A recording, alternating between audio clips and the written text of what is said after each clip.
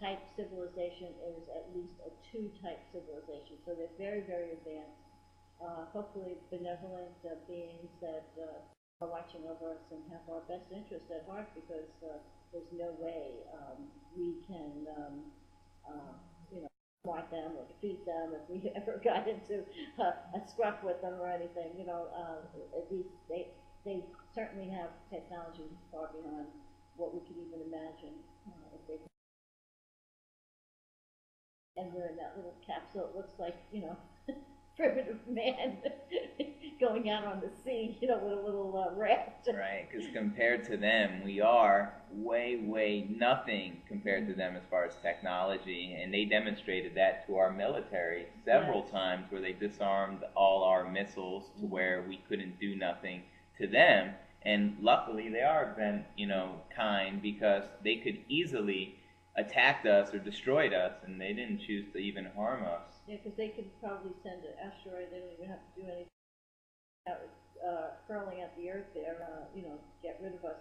I think it's probably what was done in the past when things weren't going the right way for our civilization. But supposedly there's a lot of theories out there that these may be, some of them, the Anunnakis or benevolent people that had they had a play in our creation. You know, they helped, both earlier and other videos, helped rearrange our DNA to be the modern man that we are today.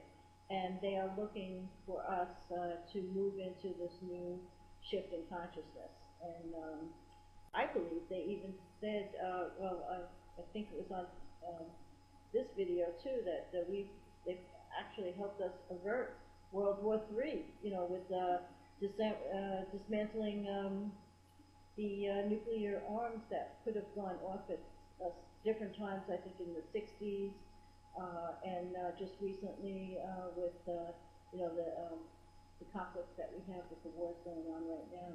So they have our best interests, I believe, these beings at heart, and hopefully they'll be guiding and directing us to our...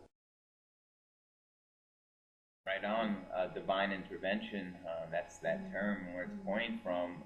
There's significant evidence if you study the scientists and the people that study the skies and all this stuff, like NASA, but you know, the true programs that are designed to really knowledge the people of, you know, what they're seeing is several times in our past there could have been very serious, you know, damages to the earth, and we see where they, you know, work their magic, and luckily Earth wasn't destroyed or damaged. So I think as well that they do have our best interest at heart. And the whole crop circle phenomena, you know, what would you do to a race of sheeple that didn't quite understand stuff yet? What would I do if I was from another planet? I'd come down and form a message. I wouldn't put it in plain English where everybody could read it, because the masses would go crazy. That's a fact. People can't handle the information. I would put it in a code, maybe binary language or something, where the people that are seriously wanting to know what the messages are could find it. And that's what you see with the UFOs and the crop circles. And then come back in so many years when you think people may be enlightened enough to accept the truth as far as the masses of people. And that's what I feel that the ETs are doing. They're coming back and coming back, waiting until there's a mass awakening, you know, going on. Right. And they, the crop circles, if we can read them, then they know we're advanced enough to at least communicate, and they can see where we're at. I believe what's his name? Nassim. He has photographs. He's the one that does fractal geometry of the sun with a huge solar flare that would have, you know, just recently put us into toast. And it looked like some superior being or some force actually diverted that flare and threw it off course for our Earth. So I believe that they are seeing that we are moving in the right direction. It's a very dangerous place to be right now, because of course we have the powers that be that don't want us to evolve. Obviously, the people in the government and the churches, this has a lot to do with our religions, and they're all interconnected with our governments, and it's all around the world, that would be in their best interest to try to keep us dumbed down, like we've talked about in the past. But I believe these beings are there, seeing that we're just about ready to move into this new evolution, this new species that we're about to, our DNA is about to change. There are, in fact, I was reading that there are children being born today with the third strand of the DNA, so they are already more evolved and more complex organisms than we are. And this is where we're heading in that direction, into this fourth density, fifth density, this new age of consciousness. But of course, we won't need all the oil and all the things, the monetary system. We won't need all that. And so they're worried about crashing our global economy. So they're going to come up with some ideas about putting chips in us and, having a new system of money and trying to keep us in a war that will keep us in fear so that we won't move into this new stage of consciousness, this new world order.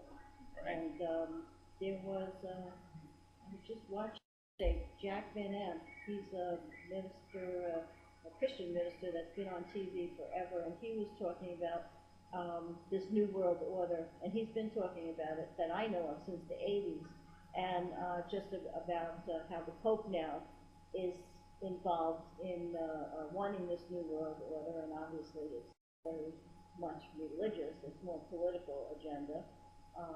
And then again, they were talking about Fatima. They were hiding the secrets of, remember the children from Our Lady of Fatima that came down?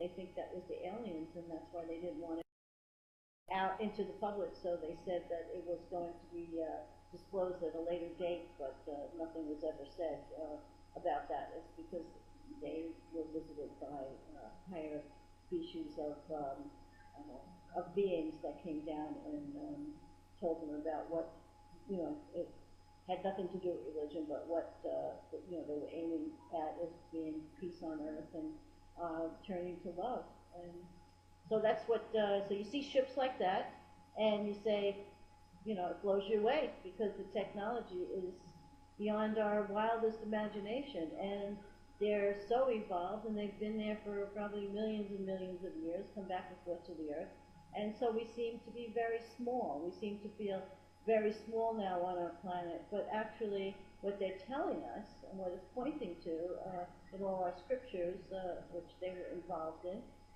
is telling us that we have our own power, and we're going to be moving in that direction of, if we take up all these things